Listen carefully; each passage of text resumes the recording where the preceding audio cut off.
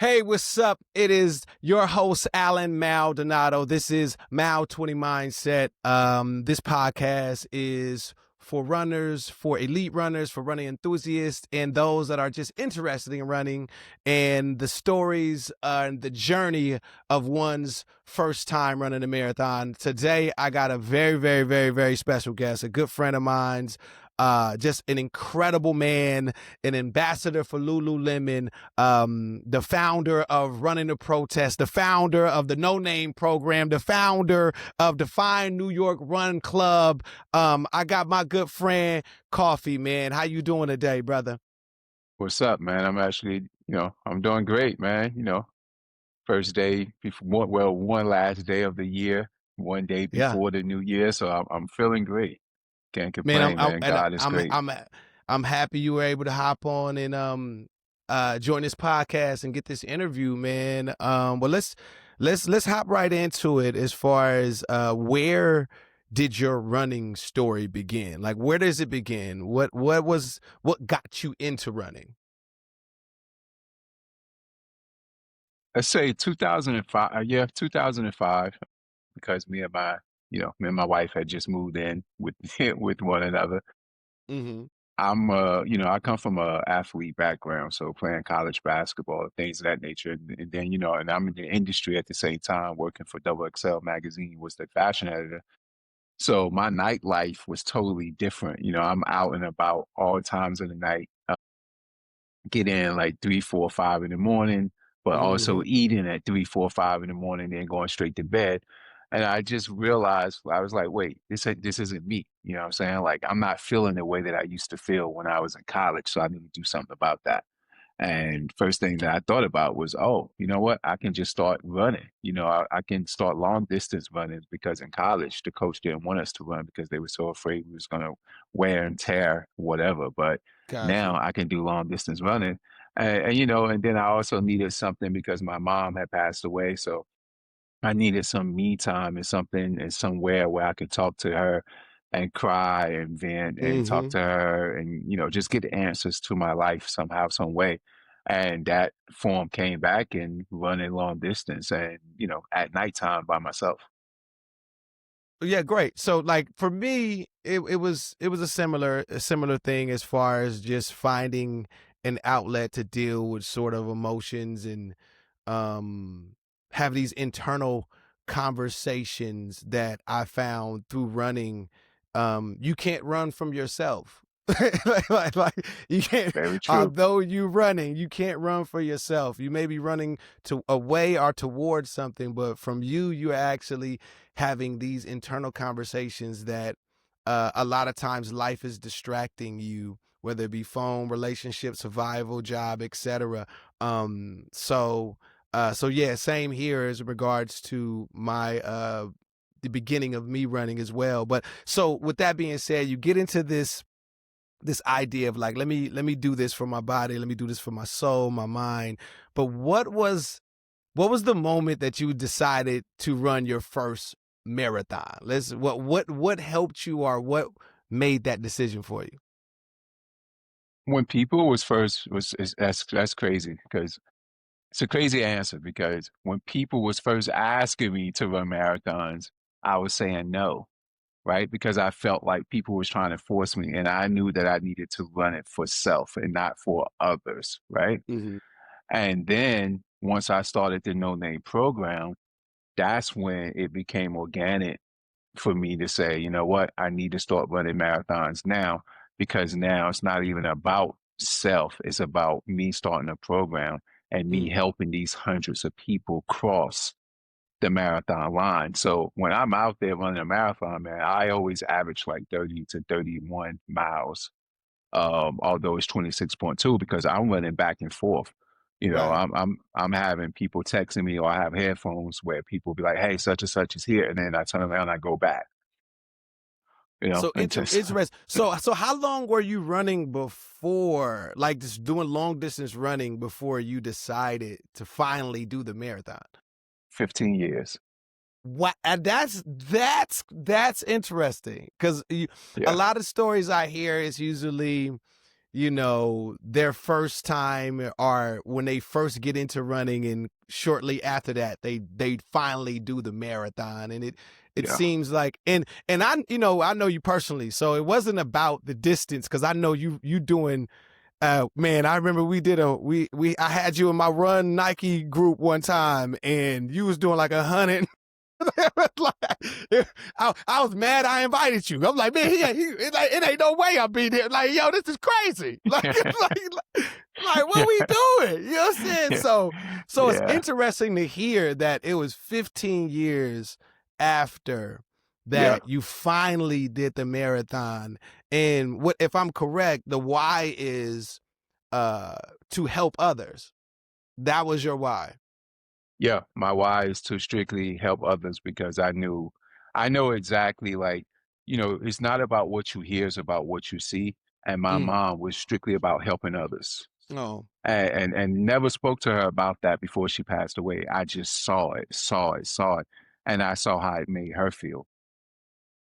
see, So that's beautiful. I've personally helped I believe 15 people run their first marathon, and it is incredible to see that person sort of evolve through the process. And which leads me to my next question, as far as like, what did what did training teach you, uh about the what did training teach you about yourself, discipline, doubt, identity? Like, what did training do? for me, training was always because I was going through training even before I got with Lululemon, I was with Nike. So I was already training people for the marathon at Nike as the pacer coach Got over you. there. And it was always like you see people come in and go, right? Like the number one goal is to start this thing uninjured and make sure that they're not injured when and for me, I know Ain't like that the truth? 16 Ain't that weeks, the truth? anything can happen within 16 weeks, on that Tuesday speed, that Thursday strength, or that Saturday morning long run. And the goal is to get them to the start lineup because once you get someone to the start lineup, in my eyes, they're a champion already because they didn't get Mm-hmm. injured or they're not too injured too much, 26.2 miles. So training for me was always hard to the degree of it's so mental. No matter how much shape you're in, any little thing could set you back. And those are the things that you're not ready for. And if you're not ready for it mentally, then that's when things can go downhill quickly. And those are the type of conversations that I find myself having with the athletes that we have coming through the No Name program, because you have to be physically, not just physically fit, but also mentally fit for whatever it is that's thrown at you while we're out there. And none of us can tell the future. None of us can foretell the future. So you have to Right. be so you have to be ready for any little thing that's coming your way or that might come your way in hopes that, you can get over that hump somehow, some way. So you talk about sort of helping others and seeing their challenges, and when you finally decided to run your first marathon, which seemed to be, for you had to find purpose, versus you just saying, everybody's like, hey, do it, do it, do it, do it, do it. So as far as you personally, what was it? It may not have been the miles, of course, but the first marathon, what was the, I guess, the hardest part for you in regards to finally preparing and getting ready for this first marathon? I mean, the hardest part for me was just getting it done. You know, Mm. like seriously speaking, Yeah, yeah, yeah, that's like a fact. because like yeah, I would go out there and do 75 miles to 100 miles a week. That was nothing to me. But the marathon was a different beast. And what's crazy, I say it out loud now, you know what? It wasn't even 15 years, it was 16 years because the 15-year came and the pandemic hit 2020, so there was no New York City Marathon. 2021 is when it came back. Are And you what's crazy, ser- are you yeah, serious? You ran wait a minute. So I ran a marathon before you did. That's yeah. crazy. Well, I you did ran not a, know that. I ran in yeah, my first one was 2018. yeah. That's because I was still crazy. just training people to run marathons then. Because I was like, man, Ah, I'm not doing it. Like people would come out, I'm like, no, I'm not doing it, man. Like I'm gonna do it on when I feel like I'm ready. And right. and now that I'm ready, I was just like, damn, I wish I would have ran it 15 years ago.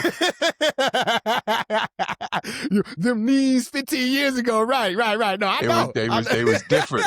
You know what I'm saying? know.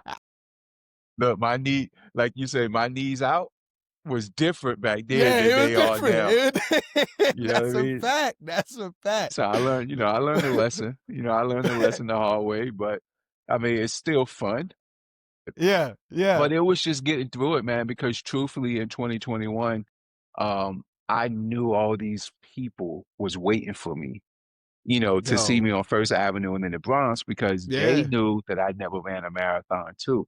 So you had all these cameramen and all these cheer zones, and they couldn't wait to see Coffee. It had signs up and all that, and I was like, all right, Okay, mentally, so before you get into that, I yeah, want to go to the moment like race day. Like yeah. you standing at the starting line. Like what was going through your head? Like everybody's their first marathon you see, you got to take the ferry, you got to do all of that, you got to go to the refugee camp and you got you got to wait in the cold.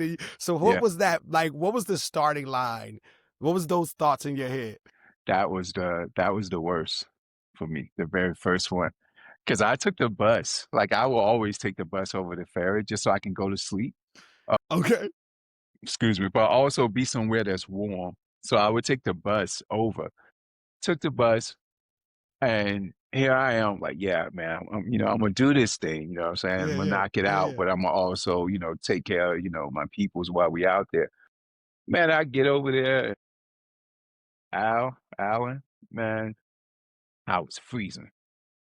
Dog. I know, I It know. got colder and colder and colder to the point where people, there's a photo floating around where you can see this photo and it Uh, looks like garbage. It's not yeah, garbage. It's all these people putting blankets over me and I'm at the very bottom, like shivering. Like, yo, why ain't nobody tell me about this? They yo, did tell me. I just didn't listen. So now that So now that my body is cold and I'm shivering, I got to start. I had one of the worst starts ever, man. Trying to warm up, like so trying to get off the Verrazano Bridge because it got even colder up there. And yep, then yep, once I hit Fourth Avenue, I kind of like fine tune and kind of like start warming up. And then once I got in it, man, it was dope to see. Like I got into it, and then by the time I got to like the Queensbridge, what we call, from the Nas, yeah, Nas side of things. yeah, yeah. Dog, I got injured. Wait, okay. My first marathon, I got injured. And, Once and I got, yeah, and what happened? What happened? What do you mean? Where did you get injured? I pulled like my calf muscle, and you know that tent. As soon as you cross Queensbridge, you make that left, and there's a medic tent right there. Yes, yes, It's like yes, right yes, before you yes. jump on First Avenue. Yep, yep. So in my mind, I'm gonna pull over like I'm a NASCAR, get oiled up, and then get back out there. Yeah, yeah, yeah, And yeah. man, once I got in that tent and they start looking at it, and then one doctor called two doctors and three, four medics Mhm. was over me. Are you serious? Yeah. And then I was like, hey, I was like, no, what's going on? And then the lady came back over there and she was like, well, you did a great job. And once she said that, I was like, wait, what? And Ja- she was like, "You did an excellent job. We're looking at your because they have all your everything there in their yeah, computer, like yeah. every little number, what time you started." And she Yep. noticed the time I got to the tent, so she was like, "You did a great job. However, we don't recommend you to go back out there because if so, you're going to tear everything, and if you tear it, Oh, then you're going to be out for years. Versus if you just stop running now and let this heal, you will only be out for like a month or so." And that was my run for Michael Kenneth Williams because he had just passed away. oh yeah, I remember that. Yeah, And you because did that the was you my did that the was and you like my just finished doing the film with him as well. I remember that. exactly. Yeah. Yeah. Yeah, exactly. Because that was my brother, man. That was my daughter's godfather. Me and Mike Oh was my tight. God. like that. So I ran like had defined New York Run Club, had a major like a big picture of Mike on the back. So when that happened, it was like two things bothering me at once. First thing was, damn, I didn't finish this for Mike. Two, I'm injured. How can I fix this? So a month later, I had to go back out there. I was like, I'm not about to get defeated. I'm still going to do this. And my team secretly, like I knew that Cheryl Mark was putting something together for me to run, but Mhm. she secretly had all these runners to meet me like every mile. So I Oh, so I reran the marathon from the Verrazano Bridge all the way to the end, the exact same route for Mike, to rest in peace for Mike. And it started with me, two runners, 15 runners, 30 runners. Like people just kept coming. come on, man! You giving me, I get sending me goosebumps, man. Dead ass, As, yo. So as okay, so if for me, and also just the title of the show, you know, Mile 20 Mindset. For me, my first marathon, I broke my foot at mile 22. what? Yeah, I broke my foot at mile 22. I did not know. Did not know. It was my first marathon. Oh, I just was always told it was going to hurt. And I just thought this was a part of, and I ran the most rinky dink marathon. It was 15 people that participated. It was in Long Beach. It was no fanfare. By the time I got to mile 22, everybody was living their regular life. People just walking in front of me, like people walking alongside of me, not knowing I'm dying trying to complete this marathon. And that was the moment for me where in this human experience, it was the first time that my sort of mind broke and was like, you I don't want you to do this. like I don't want you to do this. Like Yeah, I'm listen to me. I am you, and I am telling you to yeah. stop doing this to us. And that was that was that moment where I had to push through. What was that moment? I mean, you had the injury and you had all of these special people coming out. What did you have that moment at and where was that? Well, that moment came, are you speaking of the first one or when I finally ran my very first one uninjured? Give me both. Give me both. So that moment came at the beginning of when I had to go back out there and run it by myself because I had a Mm-hmm. talk with myself that, hey, look, this is what it's for. Don't let anything get in your way and just push through it. Hmm. Because the goal was to get to the end. And I did. And New York Roadrunners found out and gave me a medal to give to Michael's mother. Um, yeah, so when I got to the end, New York Roadrunners was at the end of a day that was not the marathon, yo. It was a regular Sunday, just like you know how the New York City Marathons on Sundays. Yeah. Yeah. And they was waiting at the end, man. When I got there, they gave me a medal for Michael. That so S- so that was the So, defining moment for the first one. wow. So This let me speak on that just for a second. yeah. Like, how did it feel crossing the line? Like crossing the line and seeing this medal that you were just you weren't even aware they were doing all of this. So No, not at all. how did it feel in knowing that you were doing it for Michael? How did that feel? But it felt great, man, because I knew he would have did the exact same thing. You know what I'm saying? Like he already did, like you said, that film, the short film. If Michael Hmm. didn't say yes to that film, there wouldn't have been no film. You know what I mean? So he was already doing things for me. You know, that's not the only thing he done for me, but that's one of the Right. things he done for me. You know what I'm saying? Like when I say Mike was my brother, man, like here's what Mike did for me. Let me tell you something really quick, and then we jump right back into it. There Yeah. was a TV HBO show called The Night Of, right? That Hmm. Michael was the star of and for HBO. And I spoke to Mike and was like, "Hey, yo, Mike," and this is when you know I was going downhill. You know, it was a rough time for me. Put it like, and Yeah. I was like, "Yo, Mike, yo, if you got a job for me, you know, let me know, and I got you, like as if I'm your assistant." Man, after I told him that, the next day, the biggest casting agent called me literally on my phone. It was like, "Man, I speak to Kelvin Coffey." I was like, "Speaking.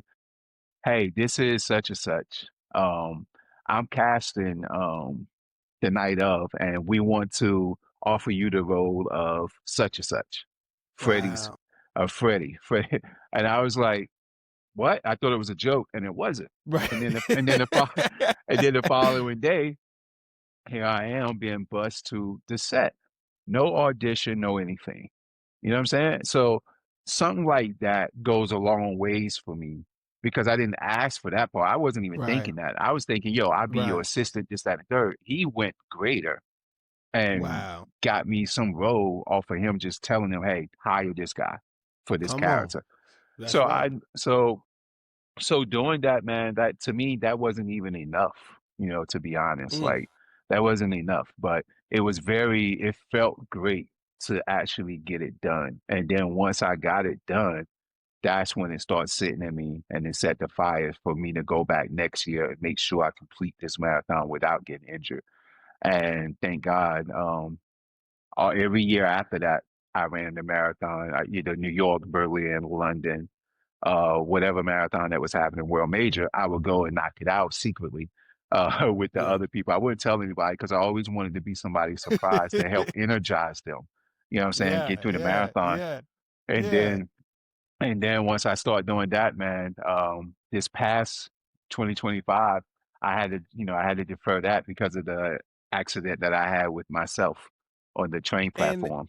and if you don't mind, Yeah. we can talk about that too. I think it's important for runners to know and be prepared for certain things. And before we get into that, and maybe as we get into that, like in completing that marathon, like and just the idea of that first one, how do you feel that it has changed you for the better? Man, it gave me so much confidence. Like, if I can run 26.2 miles and it's the hardest marathon in the world because of the bridges and the inclines, right? Then I Mm-hmm. know, I mean, I knew before that I could do anything, but after I completed that and still could walk as if I didn't do anything, that let me know that I'm capable of doing any and everything. And if I could do it, then, in general, you can do it too. You know what I'm saying? Because I'm no different than anybody else. So yeah, it just had me on my high horses for a hot second, said, okay, boom, what's next? You know? Okay, so let's dive into the sort of the medical emergency that just occurred, and I'll let you I'll let you tell the story, but it is I think it's important for runners to know and be aware of it so they can prevent it for themselves. So you got the floor. All right, no, cool. Thank you. I appreciate that. No, No so problem. October 10th, man, we were 13 weeks into New York City Marathon training, and I'm coaching the No Name program.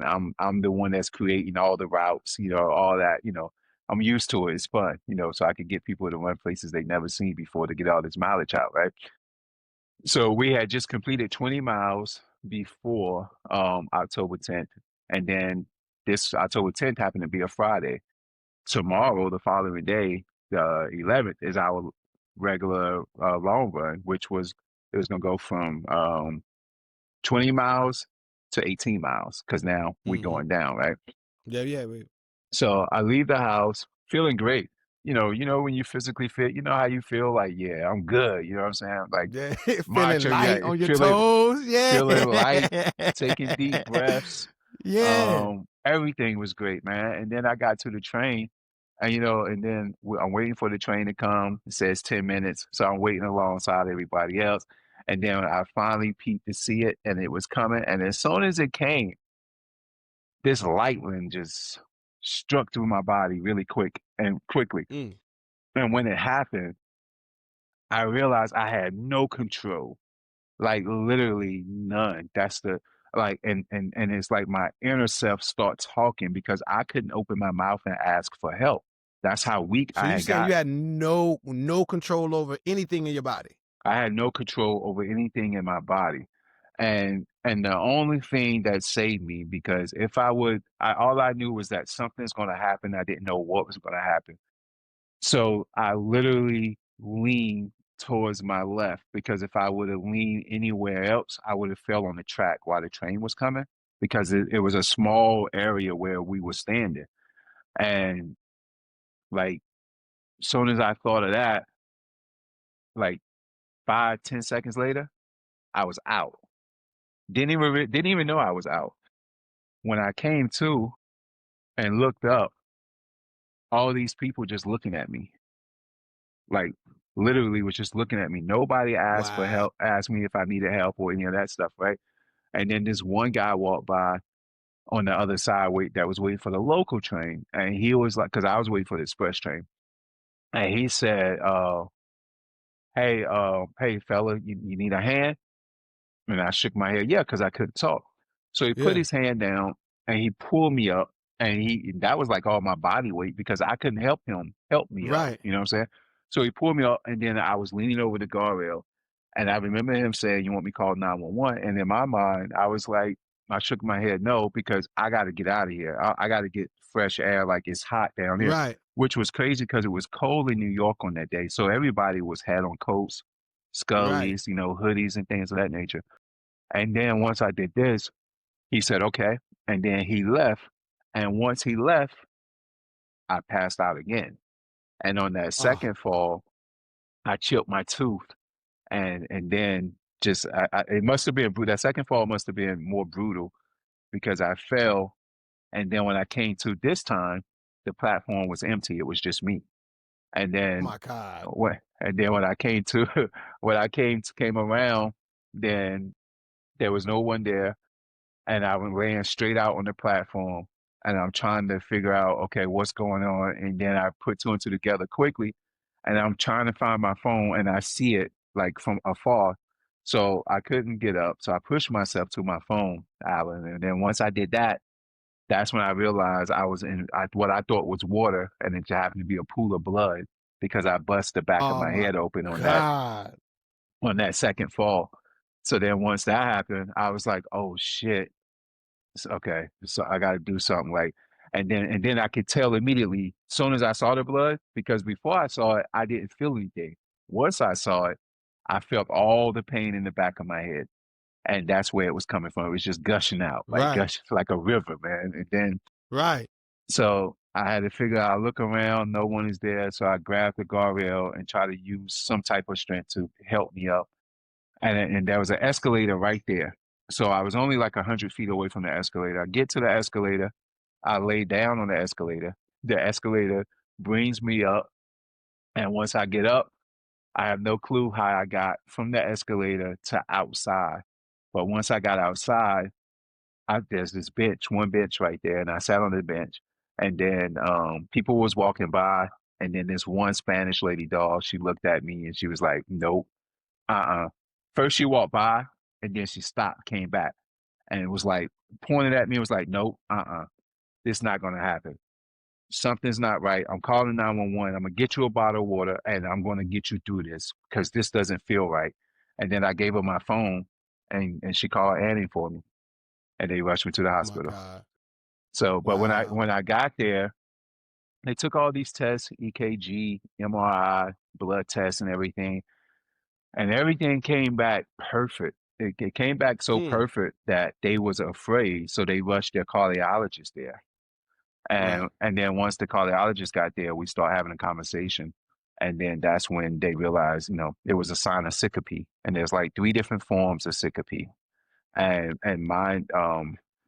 mine actually come from running, because it doesn't matter how healthy you are. It's about replenishing the right way. And apparently, as much as I thought that I was replenishing the way that you should, I wasn't.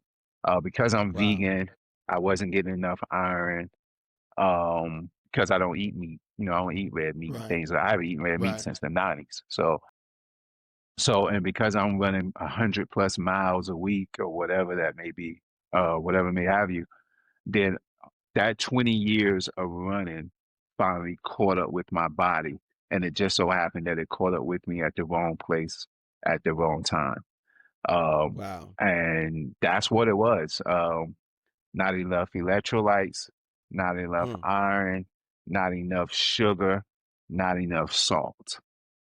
Wow. Those four elements for a runner is very, very, very important. When you see someone run and you see all the white stuff in their face, That's Yeah. not good. That means that they don't have enough salt in their body. Got you. Yeah. Got you. So Got you. so that's what all of that stuff is why I passed out, man, and and I'm paying for it now. It's literally been 2 months.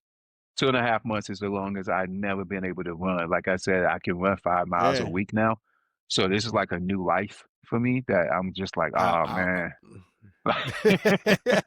like, listen, I know, man. I know it's a thing of it's medicine, and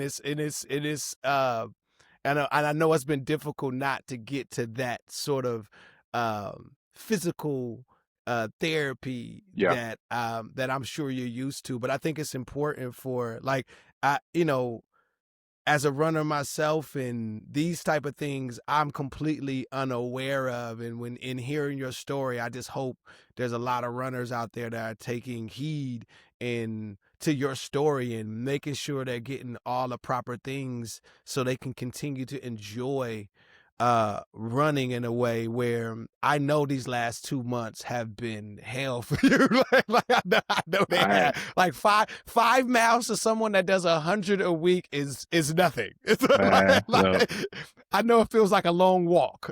oh, this is I never ever ever in my life was like, yo, what is this? Like I can't go anywhere, man. And then they tell Annie, hey, he can't be by himself. So I can't go running by myself. Like, No punishment. yeah, yeah, pretty much. You own punishment. And then yeah, man. And then, they wanted me to start over when they took me in October 10th, you know how they still put you on a scale, right? I was 175. Hmm. 175 pounds, which is good for me, but for them, it's not because I'm 6'1" and they saying that, I should be weighing 180 plus, you know what I'm saying? But because of all the Got you. running, I Got always you. fluctuate between 172, 175. When I went to my primary Hmm. doctor on December 4th, I was 208 pounds. And they Okay. realized, All right. well, yeah, but they realized they was like, okay, can I ask you something? And I was like, sure. And it's like, just be honest with us. And the doctor was like, I'm not a psychiatrist or any of that, but I need to know some real answers to these questions. Are you eating out of fear? Yeah, I am.